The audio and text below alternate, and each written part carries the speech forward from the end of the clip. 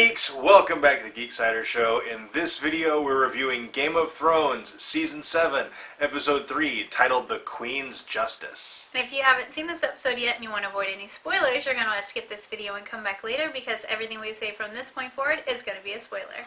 So much happened in this episode. I think it's probably one of my favorite overall episodes of all of Game of Thrones. Yeah, probably, because... Oh, first of all, Daenerys and Jon meeting, that's just Game of Thrones history right there. Yeah. So, that just made the entire episode for me, if the rest of it hadn't been good. But it was, of course, good. For an episode to not include, a really huge battle, of course, we had the Battle of Casterly Rock, kind of. It was really quick, and we just got to kind of snip it. For an episode that didn't include a massive battle, it's one of my favorite episodes. I think it's one of the very best episodes of the entire series. We'll try to get through as much of what happened in this video as we can, but there was a lot to it, so we might miss some things.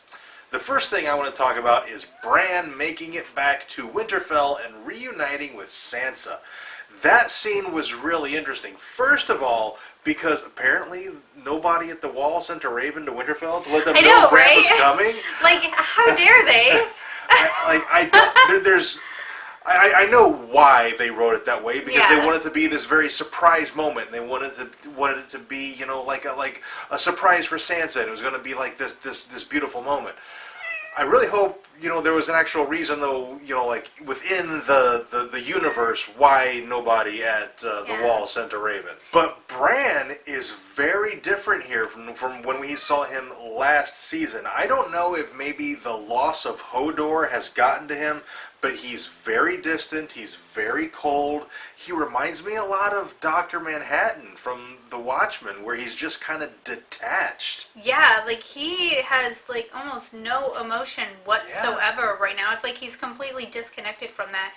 But he did have a long travel, so I don't know, maybe connecting and really becoming the Three-Eyed Raven that's like a side effect, is you lose the emotional connection that makes you human. Yeah, he's definitely he's losing his humanity over time.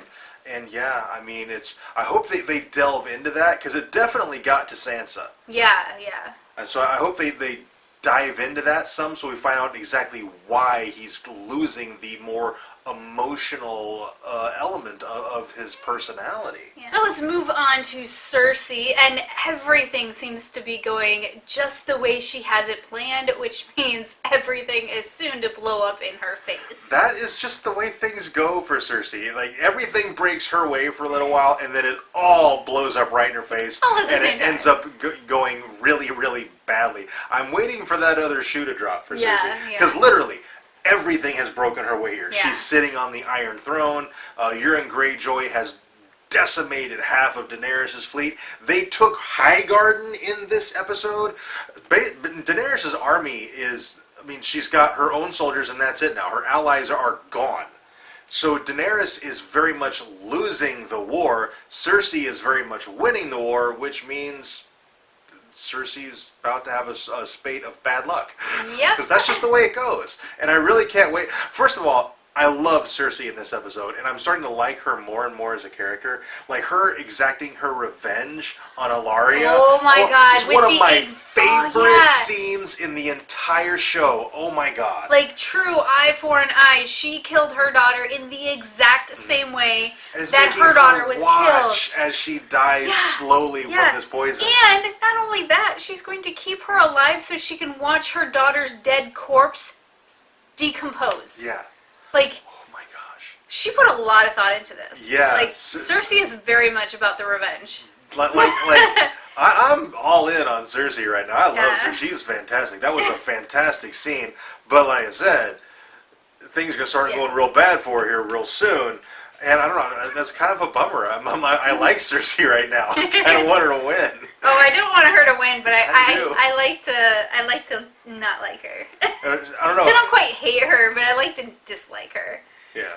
I don't know. I'm kind of rooting for her right now. So, like I said, Highgarden fell. The Lannisters took Highgarden. Casterly Rock also fell because all the Lannister soldiers were gone because they were taking Highgarden. And Lady Olenna drank the poison and then totally just told Jaime that she killed Joffrey. And she was like, yeah, I've never seen the poison work that fast on anyone before. Basically taking a dig at how weak Joffrey was. Yeah. And I'm like, oh man, dude, this episode was full of moments where Jaime just got burned so hard over and over again. Be surprised if we just see him rubbing cocoa butter all over his face for the whole next episode, because Jaime took a couple of really harsh burns this episode. And this scene was so well written because basically Cersei had a revenge planned out, and Jaime was giving Lady Olenna an out. So he pours the poison in the cup, and we were like startled because she just takes it and downs it in one. And we're like, damn. Dude, like a boss. Yeah, like a boss. But no, she did it really quickly so that she can then tell him how she killed Joffrey and rub it in his face that he didn't get the revenge that he probably now wants. Yeah, and that Cersei definitely wants. Yeah. My money is on that Jaime's not going to tell Cersei that Lady Olenna was the one behind Joffrey's death. Because the fact that Cersei's not going to be able to get the revenge she would want against that person. Yeah, I also don't think that he's going to tell her. And on to my favorite bit of the episode. Jon and Dany finally meet, and it's fantastic. Yeah. It's not like, because the fans want this so much, like everybody's been waiting for them to meet. It can't go just smoothly and all work out. That can't happen. That's too much fan service. So they did it really well where, Dany is, this is the first Lord she's meeting in Westeros. She's got to convince him onto her side. She doesn't quite know how to do this.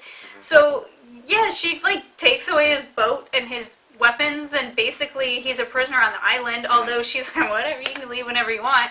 You can walk. You can walk back to Winterfell if you want. You can swim out to your boat. But they do eventually kind of come to an uneasy terms. I don't think she quite believes him about the White Walkers, but she's coming around to, she at least believes Tyrion that he believes that if Jon Snow's saying that this is a threat, it's actually a threat. So she's thinking about it. I think it's more that she's like, you know what, I'll humor this guy and see if I can win him over. But I think that is as far as it goes. I don't think her or Tyrion really buy into the whole White Walker thing yet. Yeah. It's going to take some first-hand experience with the White Walkers before they really are on board with that. And she has those dragons, so I imagine the trip to the wall's not nearly as long on a dragon back as it would be on horseback. So hopefully she does go up there, and it probably not until after they break through the wall and it becomes urgent. Maybe then she'll go. But once she sees them, I think she'll back Jon 100%. And if she backs Jon, I think he'll bend the knee. He doesn't want to be king. I'm really glad that when they first met, it was pretty antagonistic between them. Like they I don't know, they kind of don't like each other, and I like that. I'm glad that they didn't meet and they immediately hit it off. Yeah. Like there's this kind of hesitation to trust each other, and it's not like a dislike between them, but it's a lack of trust. Yeah. Which totally makes sense. And like Daenerys' whole point is, I am the rightful queen of Westeros because I am my father's daughter. And then Jon's, well, your father was a madman, why should I trust you? And then her comeback to that is, well, I'm my father's daughter, but I'm a different person, I'm my own person. And then she tries to call Jon out, talking about how years and years ago the Starks pledged fealty to the Targaryens, and he was like, yeah, but that wasn't me. so they're making the same arguments back and forth. And he's not technically a Stark. Right, he's a bastard. He's a Snow. Yeah, he's a bastard. So he has a point. He's like, yeah, the Starks have loyalty to you, but I'm a bastard, so not really. and her thing is, don't judge me on the actions of my father, and his thing is, well, don't hold me accountable to the oaths of my forebears or whatever.